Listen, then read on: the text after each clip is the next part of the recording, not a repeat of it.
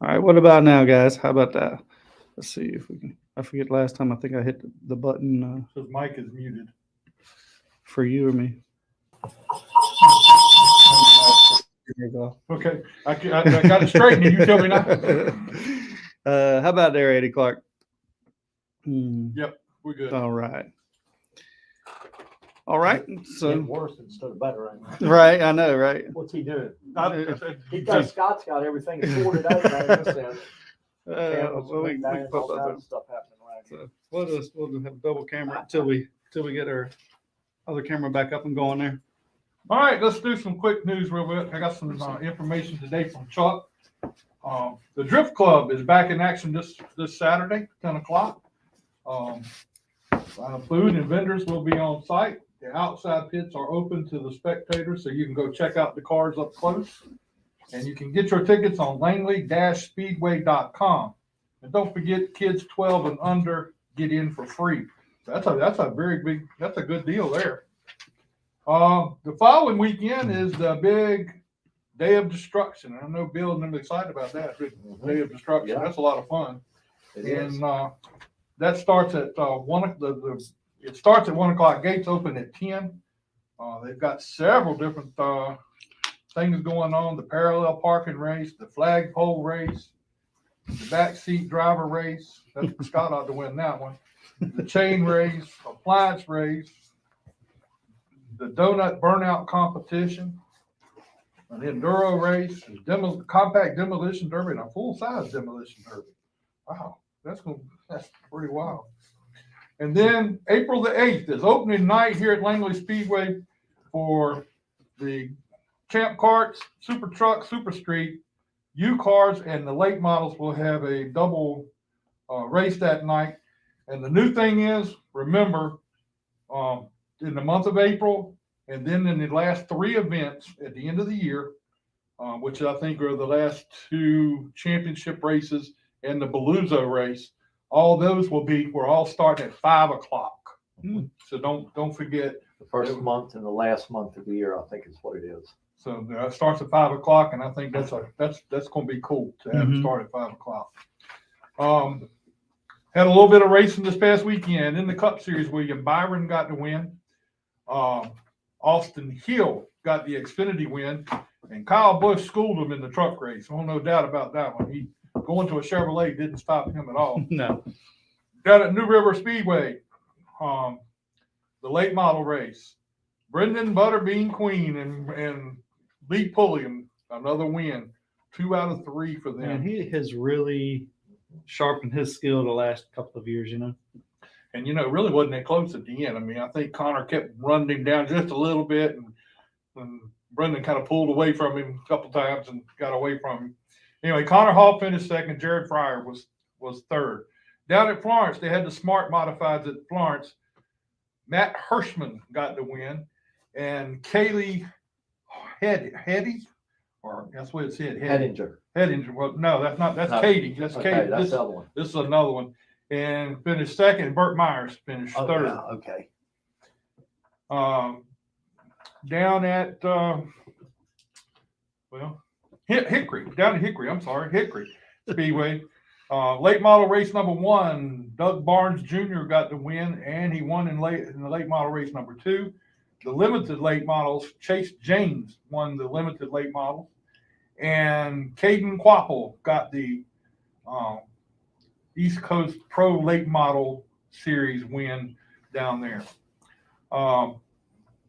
Hendrick Motorsports today announced who's going to be replacing Chase for the 6 weeks that Chase right now is projected to be out. Josh Berry will do all the oval track races, and Wayne Taylor will do the road race at COTA for. That's not a surprise. No, he's pretty tight with the Hendrick organization. Yeah, and he's a GM driver. And we got Bill here, and this hit me by total surprise this weekend that they come up and said, Sobo, they're looking at a possible sale of Sobo Speedway. I mean, that's pretty big deal. I mean, I know you probably. Yeah, I mean, it's kind of a surprise even to me. You know what I'm saying? You never know what's going to happen. You know what I mean? And Nick and them have got a lot of lot of businesses, a lot of stuff going on. So I guess it's just a transition, you know, in time, like everything else, like Langley's transition. You wonder, oh my God, is it going to make it? What's going to happen? But I'm sure SH0W will be fine. Can't really comment. I was just about as surprised as you. I saw it and I called Chuck. I said, have you seen this thing about SH0W? But just like I say, I guess it's going to be a new era of time. We'll see what happens there. So far, everything is still a go as far as the Triple Crown and everything. Oh yeah. We're still racing. SH0W's racing. There's not going to be any change in their season. It's not like operationally anything's in jeopardy up there. That's good. Yeah, SH0W's alive and well. I was kind of worried about that in a way to see No, where it may end up. no, I don't think it would affect racing up there one bit. They're alive and well as far as goes to racing. I do know that. Mm-hmm. All right. Well, we've got Bill with us here, and Bill had the big announcement. Well, the NASCAR had the big announcement this past week or last week about Bill becoming the new FOA. Or FAO, I guess is a better way of saying it, FAO of NASCAR appeals, and I think that is huge and a big deal for you. Yeah, pretty big deal for me. It really is. I mean, it's coming out. You know, you gave me a list here of who all had the job before you. Harley Earl, the GM's top designer back in the day. I mean, you know that's who the trophy's named after down at Daytona. You got people that GM Executive Vice President John Middlebrook, Brian Moss, a former president and at Gulfstream Aerospace, Roger Warner, a TV executive, and then Bill Mullis, the CEO here at Langley Speedway. You're in a pretty big company there. Yeah. I'm in a pretty big company. You know what I mean? Now, what went through your mind when it first was kind of suggested this might be a possibility for you? I don't know, just shock. You know, I mean, I did get a call from NASCAR asking me, you know, hey, your name possibly is in for this. Would you do it? Yeah, obviously don't want to waste the time with conversation, I guess, and, you know, try to appoint somebody to something. And then the guy calls and said, no, absolutely not. So they did call me at some point, and I think it was maybe, I don't know if it was right before or after Phoenix, but it was somewhere in there, and I'd have to look it up. And my answer, you know, you want to think about it and call me back. And I really didn't have to think about it. I said, no.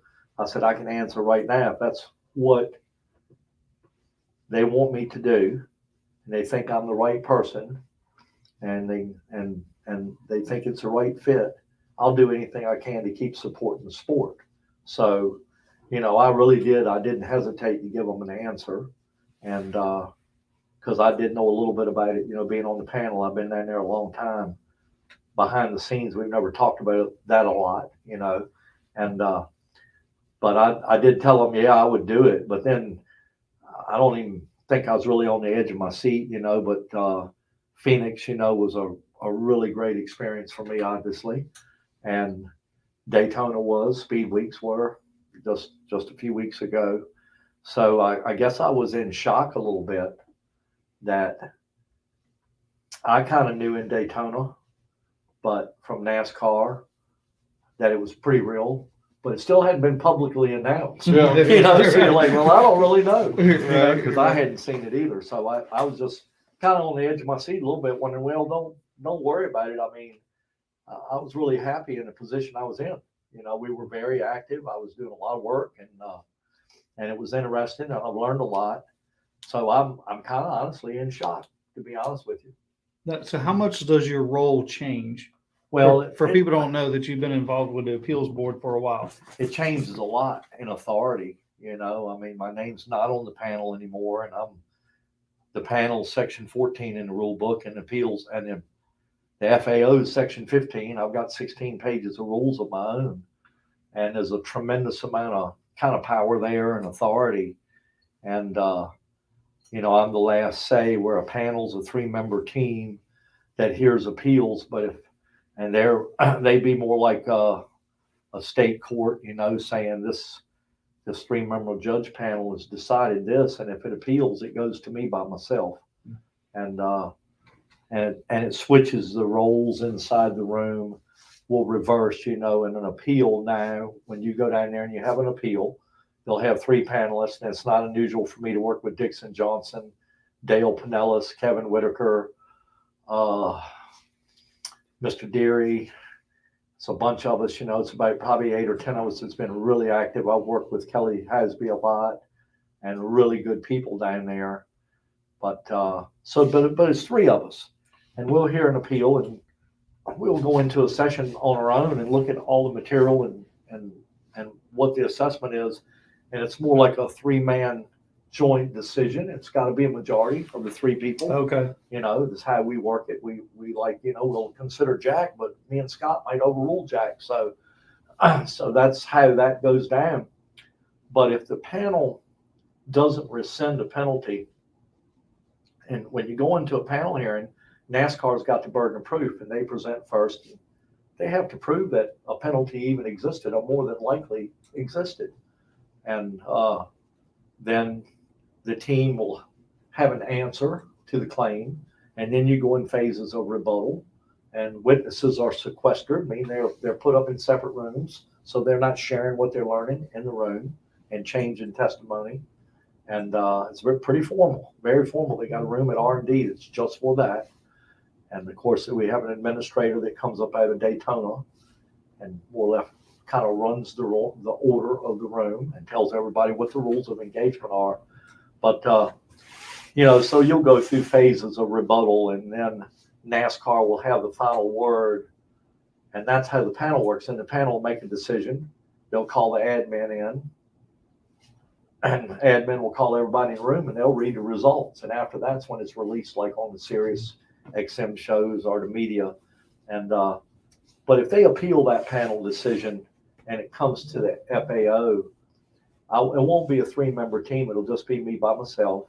And it'll be different. When they walk in the room, the team's already guilty. They've been found guilty in the first level of trying that appeal. Obviously, to appeal it, the panel has decided that a penalty existed.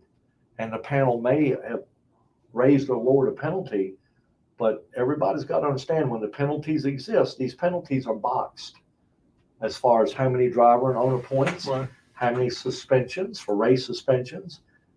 They're boxed. And so you can give them the lower end of a box if it's an infraction that they didn't mean it and it's never been done, but it was outside the rules, or they might get the whole book thrown at them. So it's kind of like a judge, giving somebody, 1 to 5 years for robbing 7-Eleven. Depends on what they got. But when they appeal, they're really guilty. They're already guilty.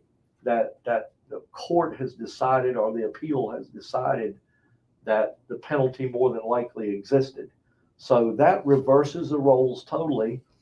In the FAO system, when they came in, now the team would have the room first, and they'd have the first say to explain why the penalty didn't exist and why the panel's wrong. And then NASCAR can answer that. And then we go in phases of rebuttal, and the team would get the floor last instead of NASCAR.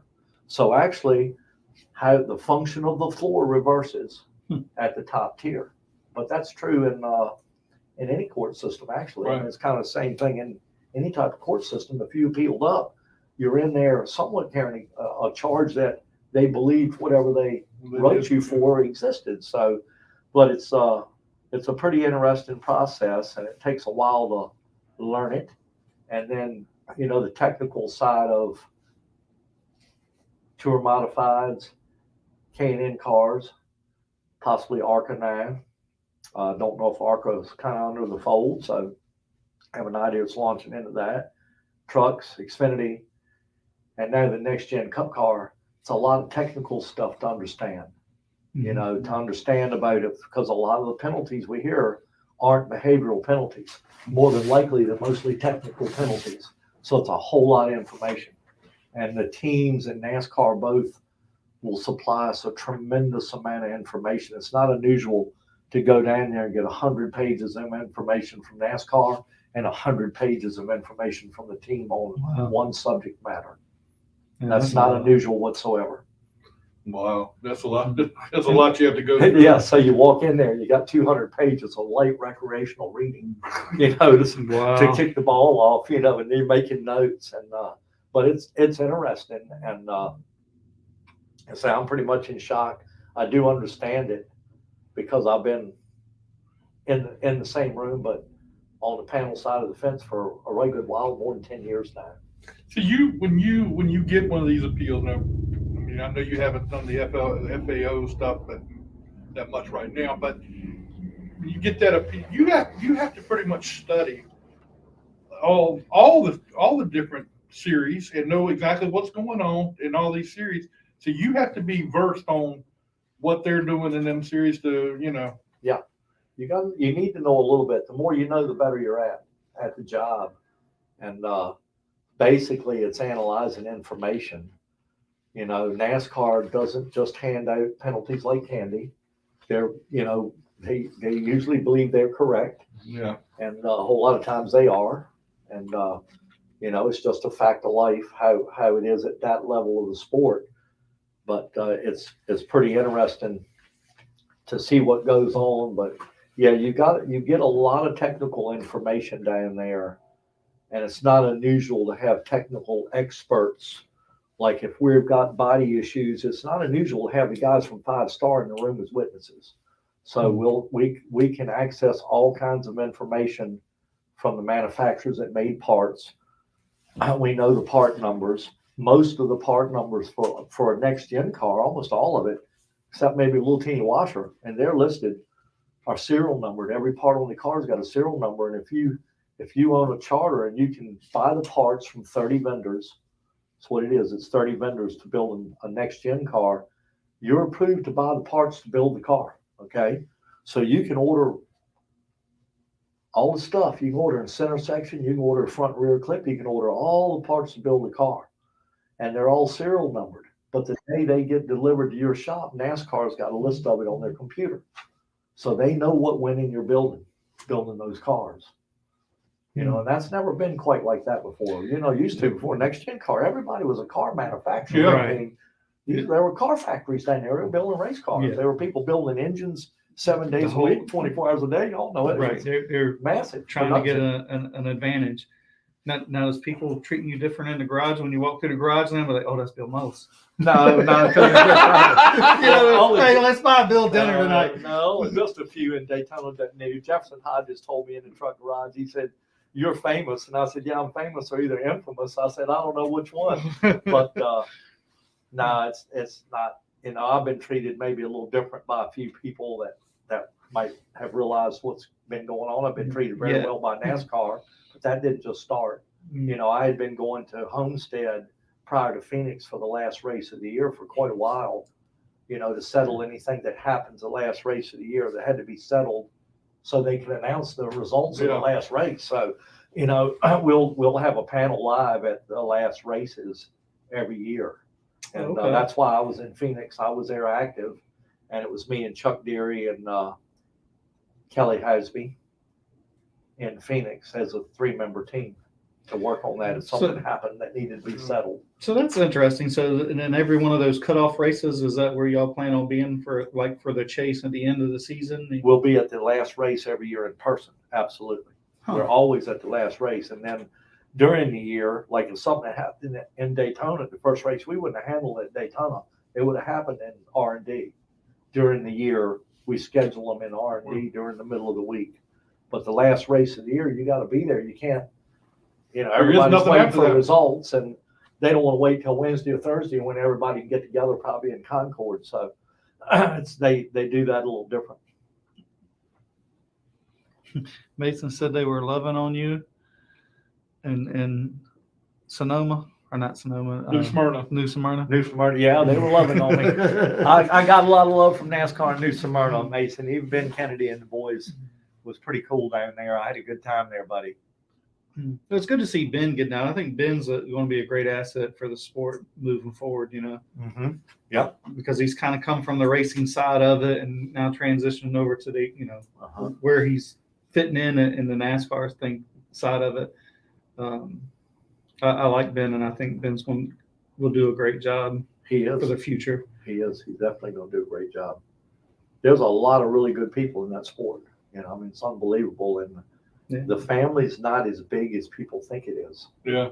You know that. Yeah. You know, I mean, Well, I think it's kind of gotten away from. I mean, now you look. I mean, you got another guy, local guy. I mean, you got Elton that's moved up out there and has just as long a career in the executive side of it. He has, you know, driving, you know, and is doing a really good job. I mean, Well, you got several that have come out of the seat of the race car and have gone into the NASCAR. David Green, inspection, Elton, and then Chad Little. Yeah. You know, I mean, those guys, they're part of NASCAR now. Yeah, Chad's in every appeal. You know, he represents NASCAR in the appeals. So Chad is in the room every appeal I've ever been in my life. Chad's there representing for NASCAR, and he does a very good job at it.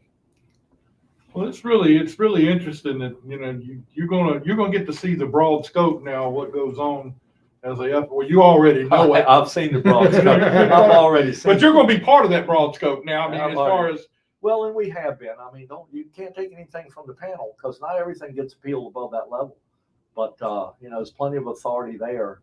But to be in this position, it's a little different. You know what I'm saying? Now, will you go less being your higher up, and you'd only be involved when it gets to your level, or do you still involve sort of? I can be involved in, if y'all want to read just some of that intro there. There's a section that, because it's a weird, complicated position, right? And people don't really understand it.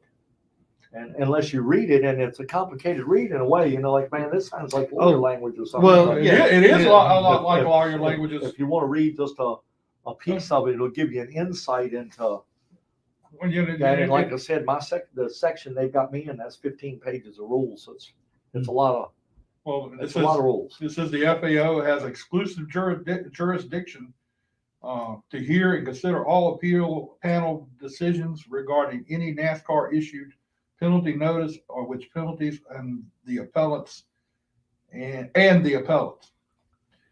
Hear and consider all appeals panel decisions regarding any decision by NASCAR to deny, suspend, or terminate any NASCAR membership. That is, you know, it's a lot of responsibility. Yeah, you got to hold them right there and say, okay, this is. You may be out the door after tomorrow for a few weeks. So, it says a specific denial, suspension, or termination of membership may appeal only once under Section 15 following the appeals panel decision under Section 14. So you only get, you know, any suspension or termination or anything of membership, you only get one appeal on it. So that's you know, other than that, it's a ball game at that point. I mean, this thing it's just like a duties of a judge. Just you know, you just got a little bit different wording on it. But it's the scope of each appeal is limited to the correctness of appeals panel's decision from Section 14, hearing the subject matter of the penalty notice and or the decision of NASCAR in question. So, I mean, you're gonna have to look at all the different variety of what's going on with everybody. I'm kind of surprised at how much writing or reading is involved. Yeah, it's amazing. And not only that, like I'll get notice as a panel member, and the same thing will happen as FAO.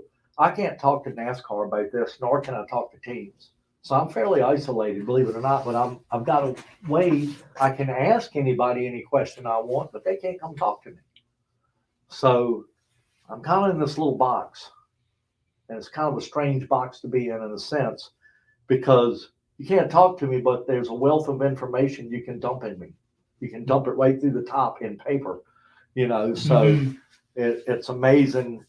So what can happen is if I get notice of an appeal from Daytona, I may study what's available to me in that area of the book.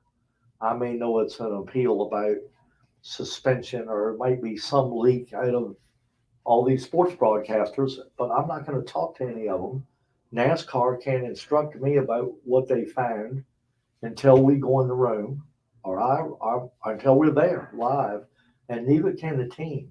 So I can dig around a little bit in the sand on my own in the area that I think we're going to be in and brush up and get like sharpen my knives in that area. Mhm. But I won't get the big dump zone until you go in the room and you get a book from NASCAR and a book from the team's got a couple hundred pages of info in it. And then you can really see it. Then you're like, whoa. Is there a time frame that they give you when they hand you this information? You have like an hour, 2 hours, 5? No, we don't. I usually, believe it or not, I'm digesting it along. And usually during the appeal hearing, I'll use the information as reference material. A lot of times a team is working out of the book they gave you, trying to pull you through all this information. If they got a really good presentation, and NASCAR is the same way, there's a lot of stuff that goes on there. And it's not unusual to have the car parts in the room. That was going to be my next We question. might have a dolly in there with a rear end on it or a tail end of a car or something.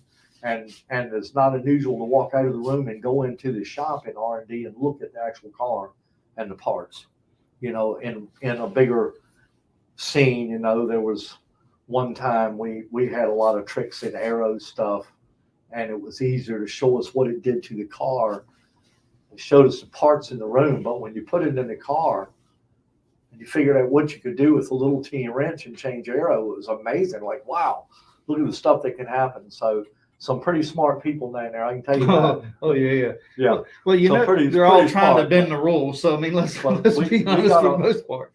I don't really talk to anybody, but I can get a ton of information. That makes sense. Yeah. Once I get there, I get a ton of information, and we do. We get the information pertinent to what we're going to look at. That's wild to me. Yeah. Especially when you bring the cars back to R&D and you know, Well, they don't. They have probably a wheel spin, or I doubt it's a pill draw. It's something really fair, and they impound a couple of cars every race and bring them back to R&D. And that's the difference between when you see in the media a penalty issued on a Sunday night or a Monday if they raced on the weekend. They found that at the track. When the penalty comes out on Wednesday afternoon, it was happening at R&D. They found it by Tuesday, and they figured out if they wanted to penalize it by Wednesday at noon. And then you'll see an appeal come out on Wednesday. So a lot of times you can tell whether it's an impound car or a track situation just by when the appeal's announced, if you watch it close enough. Yeah. Interesting. Yeah.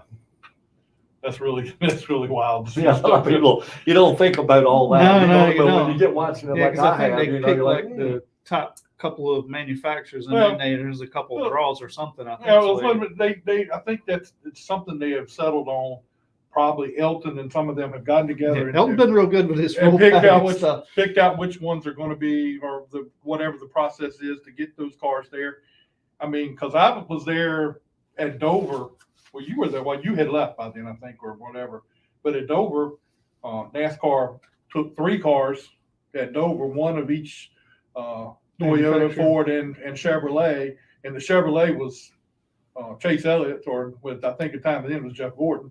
But they took that car and they locked. And this was the car they were planning on running the next week. Yeah, and they had to do something else. Yeah, and they put it all and loaded it up, and it's really no. I take that back. They were going to use that car later, but they wanted to cut snout off of it, put a drop snout on it, but that wouldn't allow them to make that happen. So they had to go back to another plan. And like in Phoenix, you know, when Logano's car won, he went into victory lane, and as soon as they whisked him out of victory lane and that car disappeared, it went into a closed building and they disassembled that Phoenix. Yeah.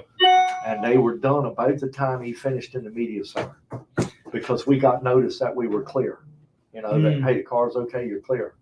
So, you know, I was staying over the next day, so I got to go Flagstaff shopping and still worry about the car.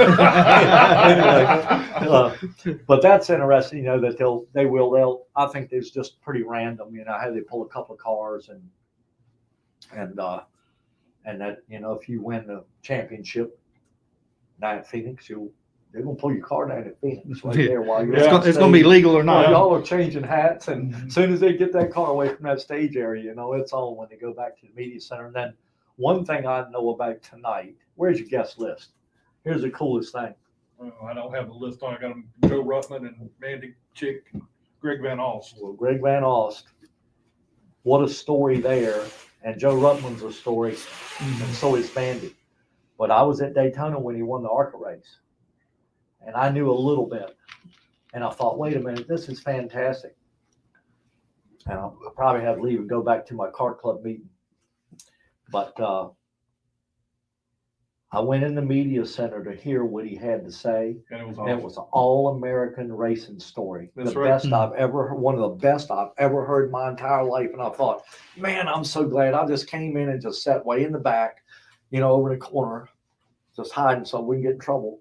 And man, I was just so glad after that. I thought, wow, that was fantastic, because the story he told in the media center was absolutely fantastic. And I'm sure you can look it up. Yeah. And it's like I said, Joey Logano's story he told in the media center after winning the championship in Phoenix was a fantastic story every young racer should listen to. All you Bando kids and kart kids need to listen to what these racers are talking about. And but this man, that ARCA race there was fantastic. And like I said, when I went to media center and listened to it, I was so impressed. And I thought, man, this just pinched me. I'm in Daytona and I just heard the all-American race story. The real all-American stuff that happens. And that's what makes racing great. It's just stories like that's what makes it really cool. All right, let's get Mandy on here real quick and talk with her.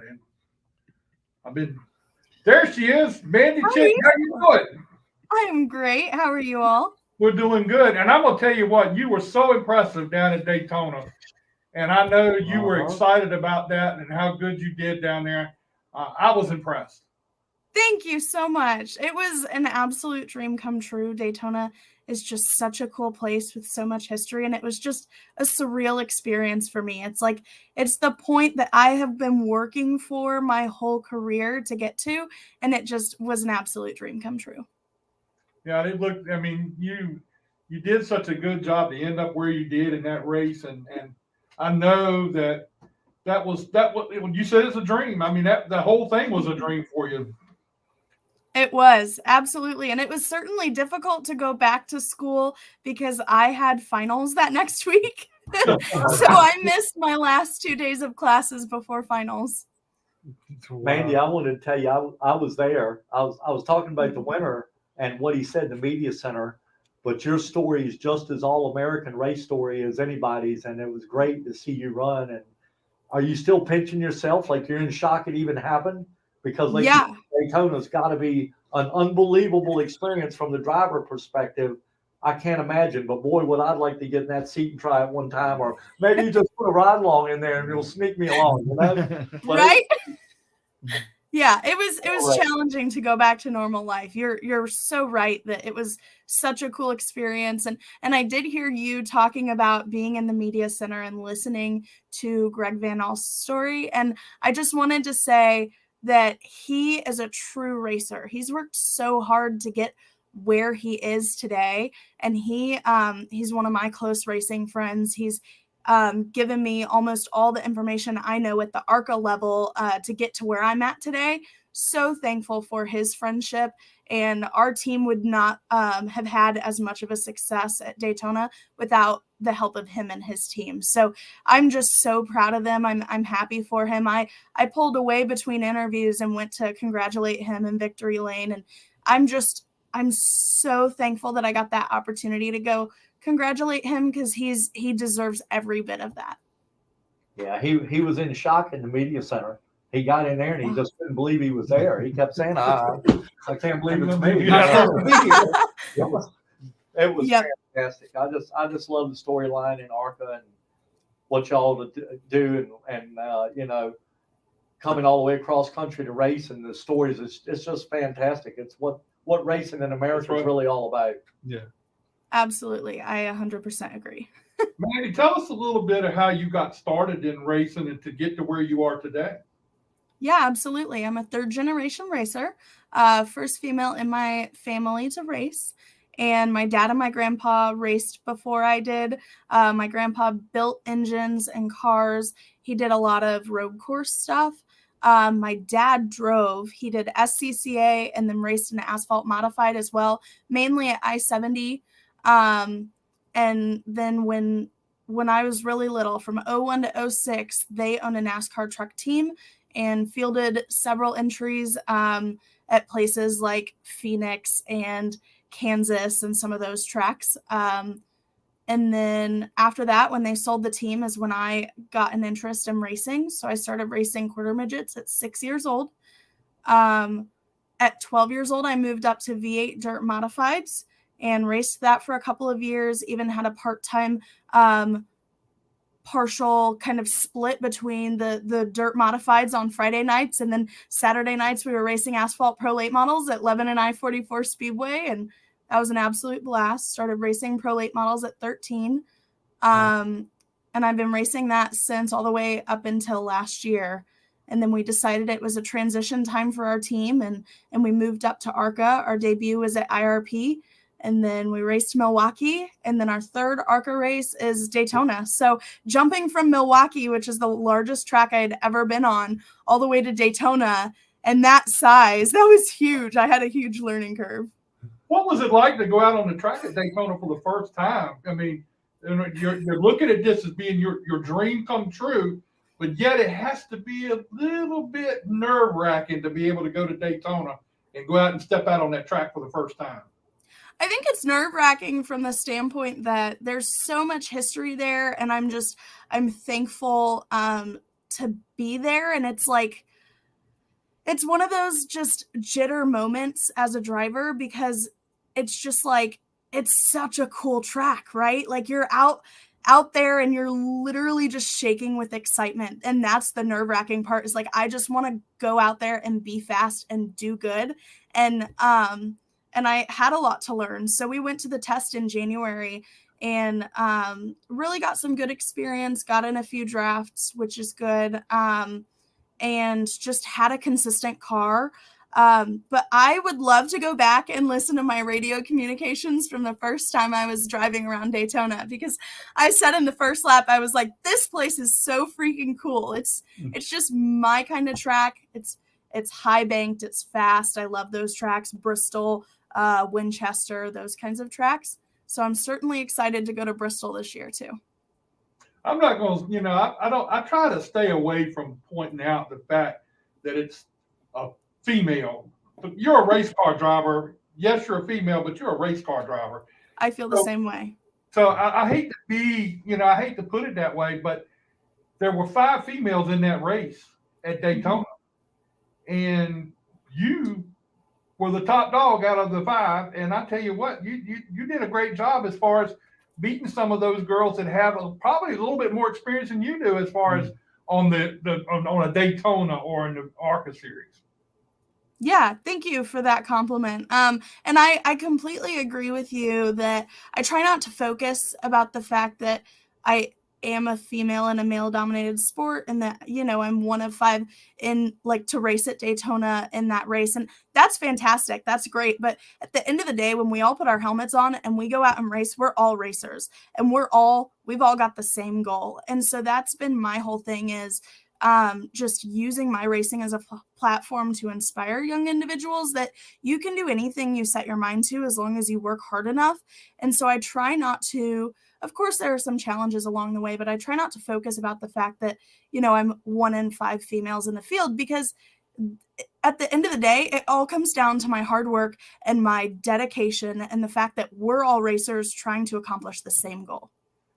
So what is your schedule going to be like the rest of the year? Are you going to run the whole ARCA series, or what are your plans? So we're going to run about 12 to 14 races this year. We don't have all of them nailed down. I would love to be able to get to a full-time schedule. However, we will miss Phoenix and a couple of other races this year just because of school schedules and still balancing my full-time education at Rose-Hulman, and just trying to be mindful of that. Because that does have to be my number one. But we'll do Kansas May 6th. We'll do Talladega April 22nd. So excited for that one, especially after how Daytona went. Using that information and going to Talladega, that'll be fun. Kansas is 20 minutes from our race shop and my hometown. So that's an easy one for us. We'll be there twice this year. We'll do Bristol in September, hopefully, if school schedule works out. IRP, Milwaukee, and then Michigan, since I'll be up in the Michigan area for an internship this summer. That's an easy one for me to hit as well. Well, congratulations to you for the great run you had at Daytona. I mean, that was very impressive.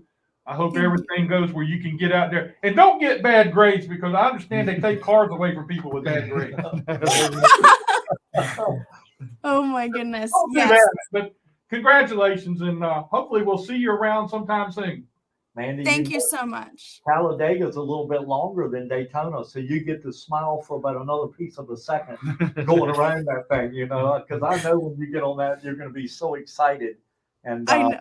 it's going to be another cool thing. And they tell me it's a tick different from Daytona, actually. As similar as they seem. They say it's a tick different, the drivers do. So you're just going to have a blast. I'm looking forward to watching your future. And if I get around the track and you're there, I'm going to come find you. Yeah, come find me. I'd love to chat. Thank you all so much for your kind words. I'm thankful to just be able to do what I do. I love what I do, and I'm really excited for our season. Well, we're really happy for you, and hopefully we'll get you back on here again real soon, and we'll talk again. Okay, sounds Thank good. you, Andy. We appreciate it. Thanks a lot. Right there. Yeah. Well, she did a heck of a job. I mean, And not to have the experience that some of the other ones do, or even the rest of the whole field, really. well, there was a lot of them that did not have that Experience. that she went out there and she gave a lot of the credit to Greg Van Alst, and here's another guy that just went to Daytona, and I mean that was totally impressive what he did. I mean, if you look at him and Mandy, that's the two best stories that came out of there, I think. So anyway, all right, let's get Greg on here and get him. I know he's loading up the car, getting ready to head to Phoenix. Hey, Greg, how you doing? Oh, pretty good. We're on our way to dinner now. Just got the car done. We got to go pick up the daughter from ballet and then head to dinner. I was hoping you weren't going to say you were going to go do some ballet dancing, but anyway. I think we locked up.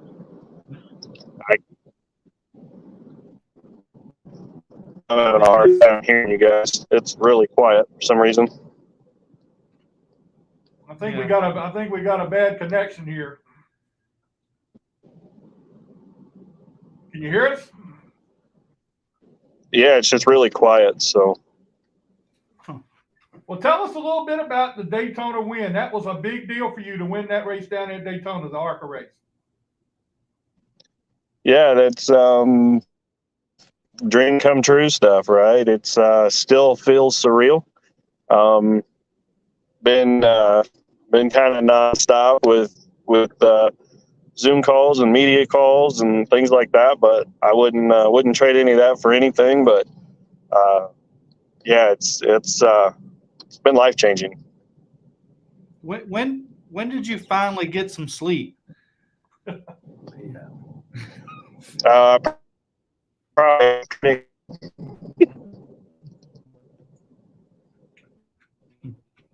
I think we locked up. I think The signal's not great. yeah. Well, Greg, we thought it was really cool that you got a big win there, and Bill was talking about what you were talking about in the media center after the race, and it's just like an all-American story how you got to where you are today. Yeah, I mean, that's just my life, right? I go to work every day just like normal people, and got the passion for racing and have worked hard to get to this level. And don't get me wrong, I mean, I'd love to be a full-time race car driver.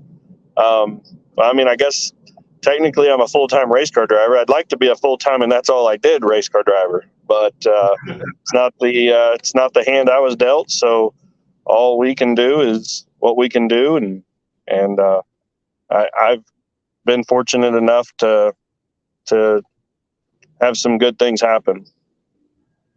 Yeah, you were then, and the ARCA race was really something special to win that race. I mean, you you were doing a heck of a job them last couple laps of that race. I was thinking, all right, he might win this thing. Yeah, I feel like I feel like last 2 years of speedway racing played a hand in that. And I felt like this year would be the year that somebody like myself or Sean Core, Willie Mullins, Jan Kowiak, Kitzmiller could win. You know, we a lot of people call us B teams, and I'm not trying to take anything away from us or them, but it's hard to compete against the teams that have factory backing. And I felt like this year would be a great year because a lot of the bigger teams, so to say, had rookie drivers. And I remember what it was like my first year at Daytona. And you know, until you experience it, it's hard to fathom what you're getting ready to get into. And you can't simulate it. You can't go on iRacing and do it. So you just have to get out there and do it. And I felt like this year would be a year that you know, experience would pay off, and it seemed like it was. I mean, those guys that I named were all up front. Yeah, it was a very diverse field to have all those people up front. Even Mandy, when she came up there, she wasn't far out of the run there too. So that was a pretty good deal for her. Yeah, that was awesome for Mandy to get a top 5 in her first speedway race. That's amazing, right? That's doing good things. So what does the rest of your year look like? Are you going to be running all the races the rest of the year, or what's your standing on that? We hope to. We have CB Fabricating back on board. You know, little sponsorships go a long way, right? CB Fabricating's on as a primary for multiple races this year. We don't have a primary going to Phoenix, but we've got enough associate sponsors that our fuel to get out there is getting paid for. Running full-time last year, we get a bonus from ARCA for every race that we go to this year. So, you know, we just got to pool all that together. And as long as we can have a year like last year where, you know, it's racing, right? You know, you're going to tear up some stuff, but if we can keep the engines intact and I can keep her out of the wall, it's just gonna help us make all 20 races.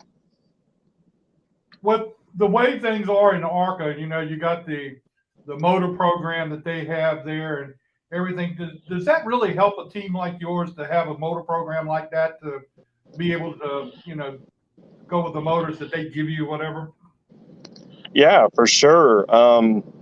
You know, you can buy used Ilmores for about the same cost as what a new super late model engine costs. So, you know, obviously we'd love to get new ones, but you know, there's teams out there that sell them and they still got plenty of life left. So that's what we do is we buy used engines. You know, and the nice thing is every engine's tracked electronically. So, you know, somebody can't, do something to the engine and not tell you. But I mean, for the most part, you know, it's a great program for teams like ours and the Chicks and, you know, any other team that's trying to get into ARCA. Greg, I know you got a lot of people that help you out with your program, and sponsors and stuff. Give them a shout out right now to thank them for what they do for you. Yeah, so I want to thank Chris with CB Fabricating. I'm going to thank my Daytona sponsors, Burns Concrete and Sam Pierce Chevrolet, Econ Crude. Those were the heavy hitters that helped us out at Daytona. And, you know, my guys that help me week in, week out. You know, that's I can't do it without them. And I know they put it out on the broadcast that they're all volunteer help. And it was funny because I had several people send me resumes after Daytona. And, you know, I told them, I was like, well, you could come help, but I mean, there's no pay. And they truly thought that was just a story they were making up on Fox. So, you know, lots of good help from a group of friends. Yeah, that's what it takes to have people that are support you and be there. You know, they're not getting paid, so they're really dedicated to what you're doing. Yeah, I did give him a bonus for winning Daytona, so you know that's a plus. And I told him if we keep winning, we'll keep getting bonuses. So you know, let's hope I can keep giving those guys bonuses. So you're ready to go out to Phoenix and win again, so they can get a bonus, right? Yeah, for sure. Well, good luck to you out there in Phoenix. I know you're ready to go, and probably leave tomorrow to going out there. Yeah, we're leaving at 5 o'clock in the morning, so long drive, but I'll start off driving the hauler, and 2 of my guys are with me, so we'll just kind of trade off as the day goes on, and hopefully pull into Phoenix early Thursday sometime. Well, that'll be good, and good luck to you while you're out there, and hopefully we'll get you back on here again and talk to you again after another big win. All righty, thank you. All right, thank you, Greg. We appreciate it. Thanks, man. Yep. Thank you, guys. It's funny how many people, you know, do think that everybody gets paid or how much money is it. And there's a bunch of guys there in the Cup Series in the back that volunteer. Yep. And in the Xfinity and the trucks, there's a whole lot of them, you know, more so in the little smaller, you know, Xfinity and the Cup or in the Truck Series. But there's a lot of volunteer, and that's how a lot of people get into the sport. You just can't you can't go out there and race and not have some people that volunteer to help you out, because I mean, you know, if you start paying everybody or think you can pay everybody, Right. You're in trouble before you get started. Yeah, I mean, I'm sure Joe's Joe's. Yeah, I mean, I'm sure Joe's probably got, you know, most of his career is probably a lot of guys that volunteered to help. You know. Yeah, so that's really cool. All right, let's see if we can get Joe Ruttman on here. This is something I've been waiting for all week. I'm gonna listen in on I got to go back to my kart club meeting. I'm gonna get fired. Okay. Maybe they voted me out while I'm there. You never know. They always told me you can't mess up bad enough to get fired, Bill. I don't know about that. This camera's not on because it's not working. That Yeah. way, no. Yeah, well, okay. I appreciate it, guys. No Thank you. problem. Thank you, Bill. I gotta go pull you up on my phone now. Well, I'm gonna listen to this next week. Hey, what's up, Joe? How you doing, how man? you doing, Joe? I'm just doing wonderful. No, good. I mean, I'm glad we finally got you on the show. I was tickled to death to be able to do that and get you on here. Well, I got a chance to listen to a couple of your guests, and it's understandably, I think the first thing that gets straight, and I think everybody, male or female, will tell you that the sponsors are far tougher to get than a race win. And that took me a few years to figure that out. And I'm still trying to figure it out. You know, why is it so hard to get a sponsor? You know, especially if you're good looking and got a fast car. I figured it'd just come flocking to me, but that didn't happen. Well, now you had a very long career in racing, and what are some of the highlights that you had in racing? What are some of the big highlights in your career? Just the fact of getting to the race is a big highlight. You know, no, you have, I don't ever try to pin it on one particular race, because the problem is you celebrate and, you know, the celebration is that evening maybe, and you're down the road and it's the next race. In other words, if you look in my house right now, there's no pictures and has never been any pictures of race cars, and, you know, no trophies of any kind. It's amazing how people come in and, you know, they politely look around and go, you did race, right? And you go, well, a little bit. Well, where's the car? Where's a picture of your car? What about trophies? And I go, I just never felt you grab the trophy and you lie to everybody else around you how great you are, but still yet it's just, you go to the next race. You can't live on the past race. In other words, no matter whether it's a Daytona race, whether it's a little dirt track race somewhere, you just don't celebrate. I've never ever, the only thing my trophy is that I kept the car. I won the championship in ARCA, not ARCA, but in USAC. It was a Pontiac, and it made me look good. So I put it in the trailer after Trickle drove it. Let's see, he drove it. My dad took it over there, Milwaukee, and he won.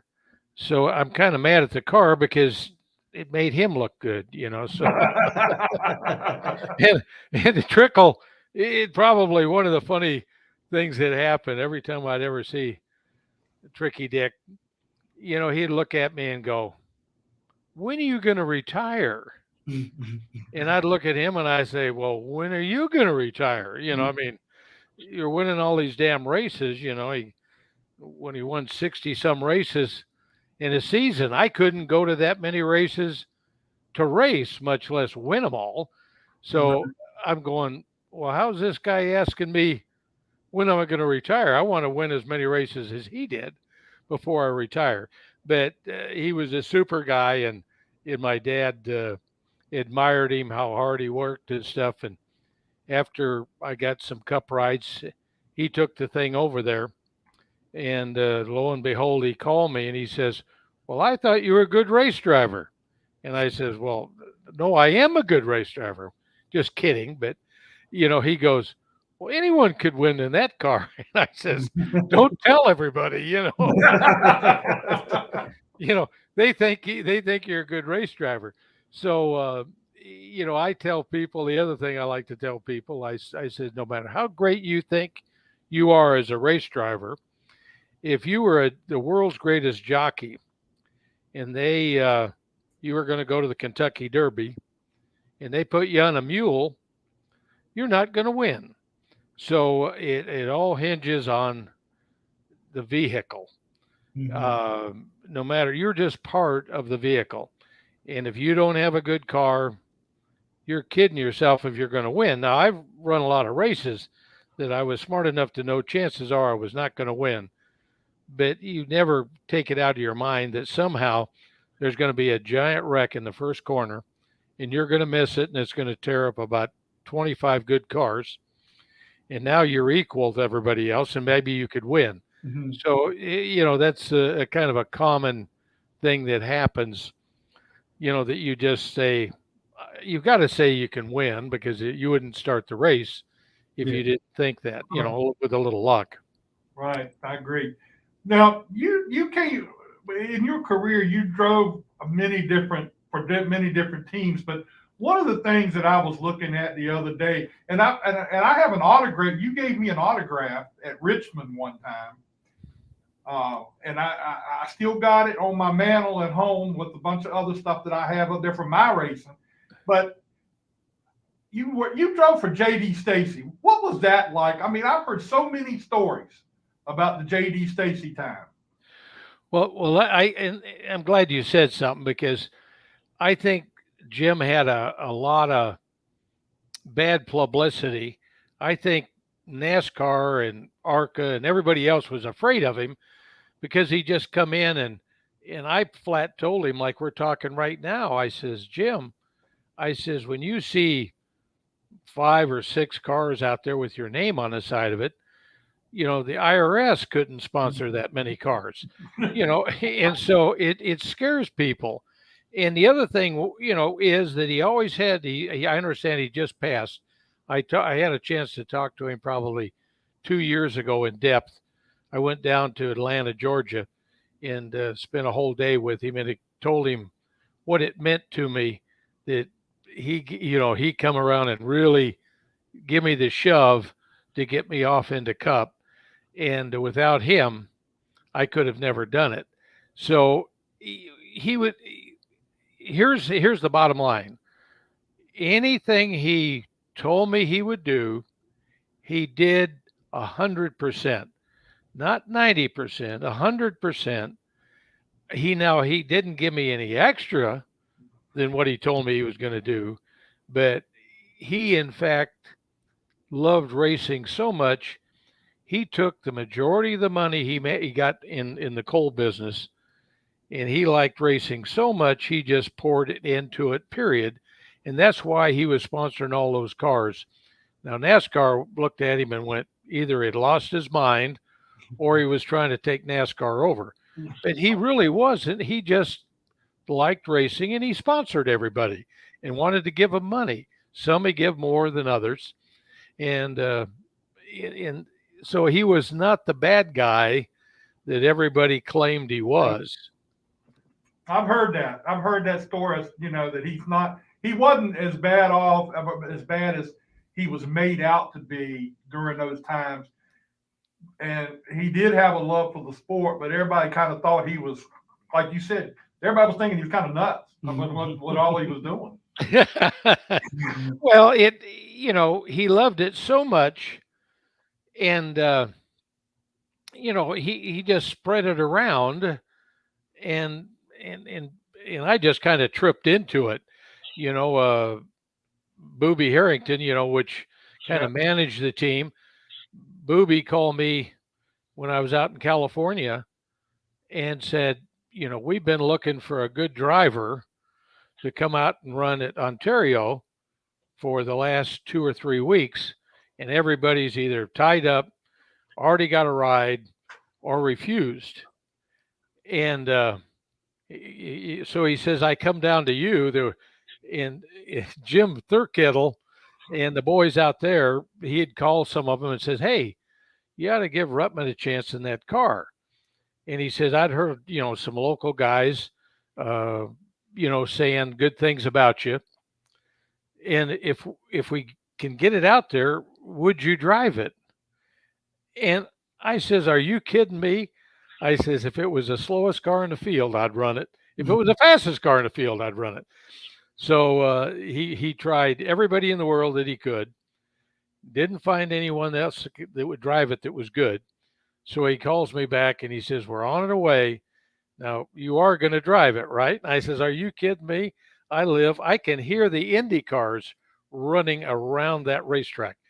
And I says, that's how close I am. So I could walk over there if I had a day to make it. Well, that's really cool. I mean, you're off the West Coast. You did a lot of racing out on the West Coast and everything. What was it like to be able to come out to the East Coast and become part of NASCAR? Well, I think the most amazing part was, as some of the many mistakes that I made in NASCAR was, I'm going to blame it on I hit too many concrete walls, and it did affect the brain cells. But I didn't know all of those guys out east. I knew all the guys out west pretty good, but I didn't know, and I didn't understand that. Here's the first guy that is going to be my crew chief, and I go, oh, okay, and they said, well, he pitted for, he run, Richard Petty for years, and I go, okay, but you don't hear their names too often. Yeah. And so I didn't understand, what I slipped into right off the bat. And, I had the best there was, period. Equipment, crew chief, everything. And, with Inman, Kenneth Dale, by the way, is his name. It took me a while to figure that out. And the only thing he did, and I wish I still had it today, he bought me a Timex watch, probably for $10. And I looked at him and I says, it's obvious why you bought me this watch. I must not get to the racetrack fast enough. He wants me to pick up the speed a little bit. But, I realized what I had, but I had a chance to what I thought drive for Rainier. And this is the major story of my career. The first major mistake I made along the line is, Cale was wanting to quit.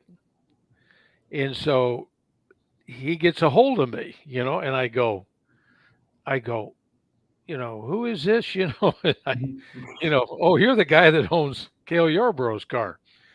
And yeah, I'm the guy. And he says, I'd like you to drive my car. So I go, well, how could I get in a better race car than that? I have a fabulous car, but in my eyes, that was a number one car.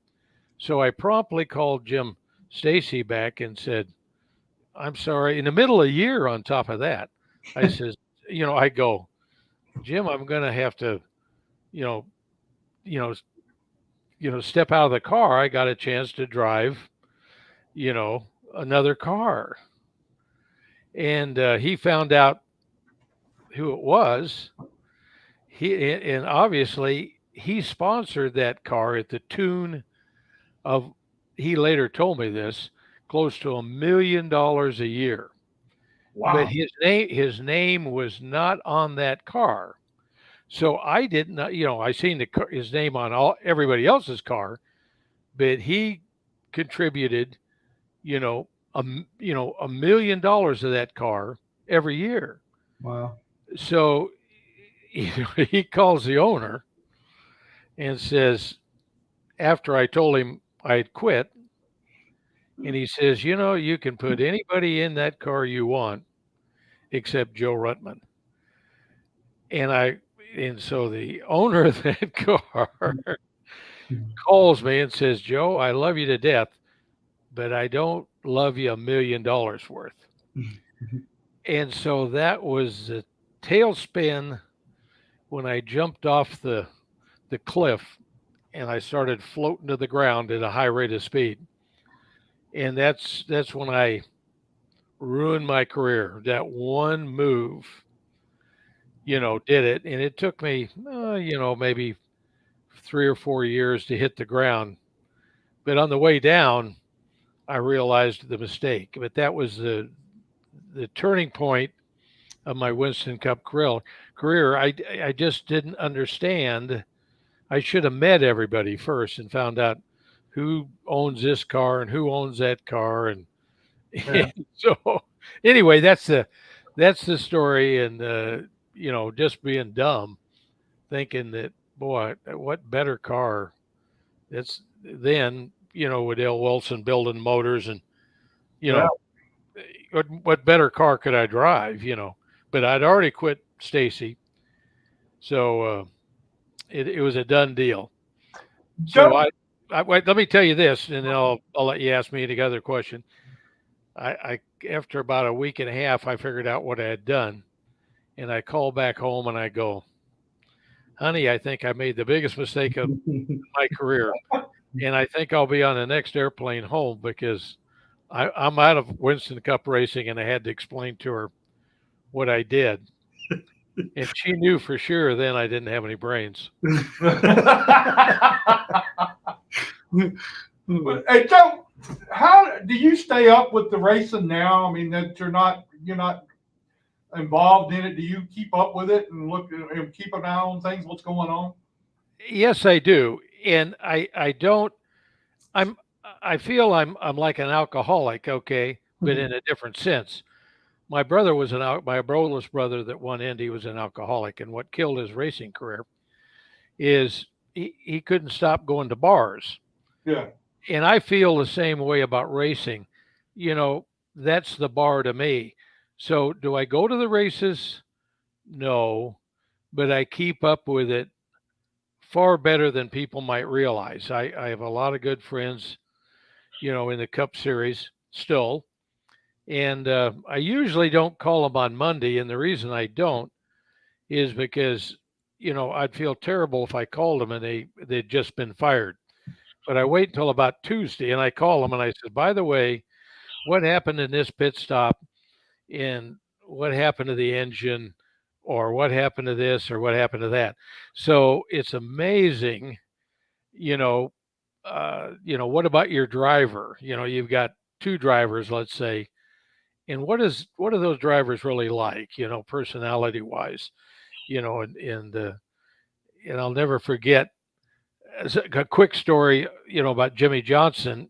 I'd met him when I was running a Busch car and he walked up to me and he goes, Mr. RUTTMAN, I'd like to meet you. And I looked at him, and this is before he'd won all the races. And I says, look, my name is Joe. And that's what to call me when I show up. So I really didn't. I'd never talked to him much, but when he went to Hendricks, some of the people on the team I knew, and I says, "What's he really like?" And everybody in the world says he's real quiet, doesn't say a whole lot. And I says, "Well, what does he say about the car? What does he say?" And he said, "We go to him and we ask him about the car, where your seat is and shifter and the setup and all this sort of stuff." And he looks at him and he's in the shop and he points at the 24 and he goes, "Whatever you do to that car, do to mine." And they say, "Exactly." And he says, "Exactly. If he moves it a quarter inch, move mine a quarter inch. If he leaves it alone, leave it alone." So, and he's not the only team, but, Robert Yates, I knew him well. And, you know, just you pass, so I don't get the inside information from the boss man like I did before. But I'd call Robert and ask him about his drivers and that sort of thing. So yes, I keep up with it from the back door. I come in the back door. I don't, I figure they'll lie to me if I come in the front door. Yeah, you're right. They probably wouldn't tell you the whole story coming the other way. That's right. Exactly right. They'd tell me, "Hey, you're nosy. We're not going to tell you anything." So, Joe, when's the last time you've been to a racetrack?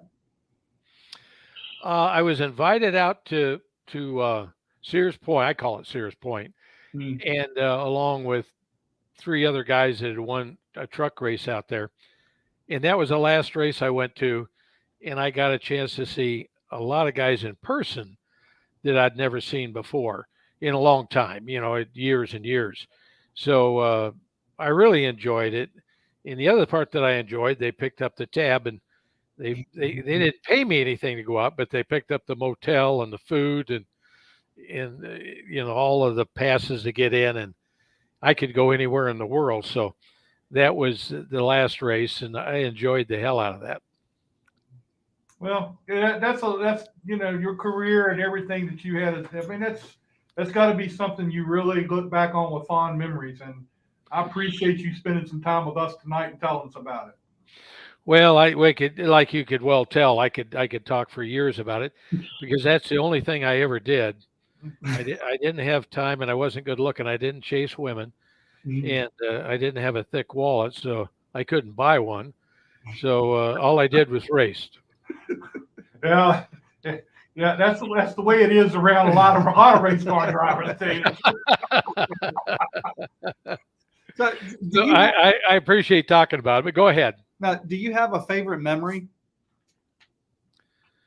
I have so many, it'd take you weeks to get a chance to answer it.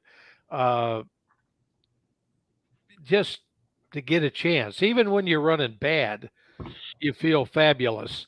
Even though you say, "Well, when I come back, I'm not going to do this and I'm not going to do that." But probably at Watkins Glen is something that comes back to mention, that I was driving Lake Speed's car and he was dumb enough to let me drive it. And in 2 races, Talladega really crashed it, and it totaled it. And then I don't know where we went after that, but I was running pretty good and I was drafting wrong with the guy with the 3.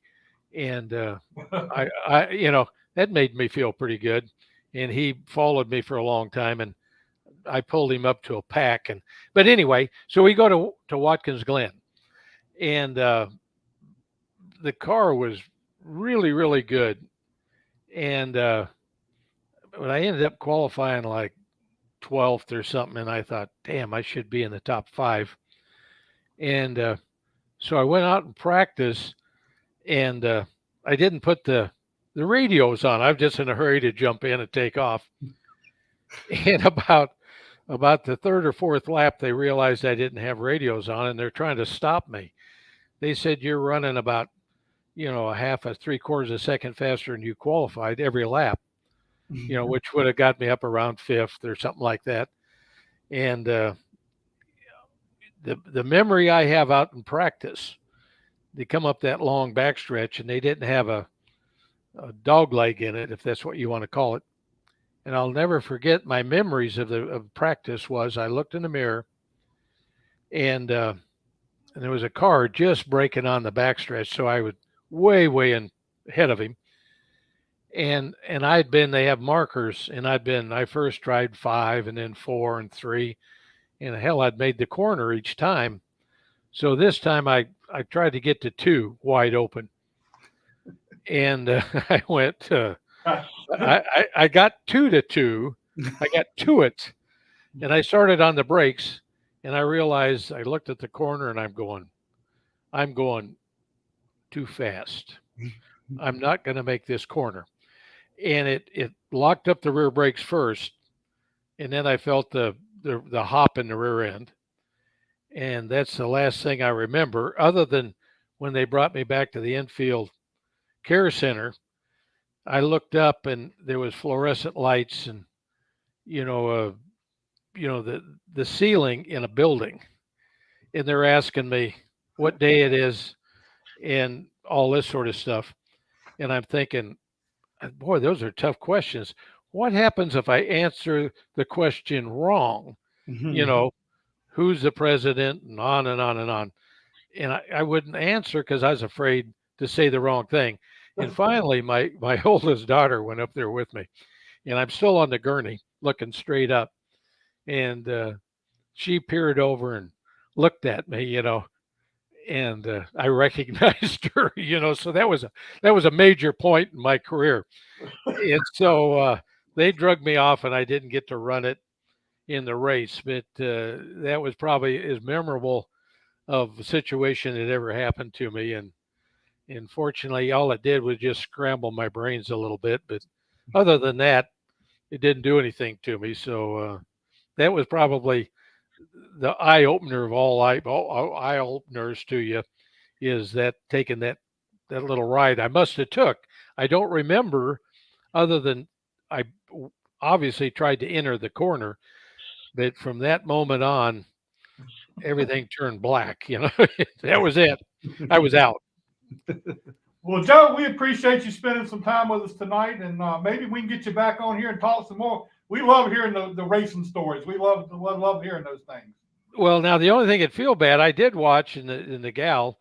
It was good that you get a diversity in racing. But if I'd go back, I could be the oldest guy going. So if anyone out there has a shit pot load of money and dumb enough to put it in a race car, I'd drive it for nothing. So you could have the oldest guy, and maybe have a woman and a newcomer like the other fellow was, and driving to the racetrack. I've driven to the racetrack with a cup car in 1963. So I know what it's like driving I drove out to Riverside, towing the race car. So I know what that's like, having no money to stay in a motel and having to go straight through. So if you find that person, give me a call first and pre-warn me. Well, okay, I'll do that. But you wouldn't be the oldest because Red Farmer's still racing. Well, in Cup. Oh, you want to do Cup? I got you. I want to get back in Cup. I don't want. Anybody can dirt track race, Now, even an old guy like me. It wouldn't take as much money. I want a guy with a lot of money, like Jim Stacy. I want one more Jim Stacy's, and let him call me, and I'll walk to the track to get a chance. Well, Joe, we appreciate it. Thanks a lot, and maybe I can get you back on here real soon, and we'll talk again. Well, I appreciate you giving me the opportunity to pitch a new ride. All right, and I'll hit it up around here a little bit too to see what we come up with. You just see, maybe he doesn't have the world. He has to be the world's richest. Maybe second. Okay. Because I could use up some. But thank you, guys. Thank you, Joe. Thank you, Joe. We appreciate everything, and we'll be talking again real soon. I appreciate it. Thank you, man. We'll talk to you later. Thank you. A legend of the sport, really. Yeah. Really cool to be able to have somebody like that to come on the show and tell his stories. That's really cool. I see where Aiden Zedrich is on here. Aiden had a real big wreck down at New River or whatever the name of that place is now. I'm glad he's doing okay. I'm glad the other person involved in the wreck is okay. So Aiden, I just want to let you know, I was thinking about you when you had that wreck, and I'm glad you're doing well, and hopefully we'll get to see you real soon somewhere down the road here. So anyway, that's our show for tonight. Next week, Aaron Leach, the famous Leach. The Million Mile Mafia. Yeah, the Million Mile Mafia. Million Lap.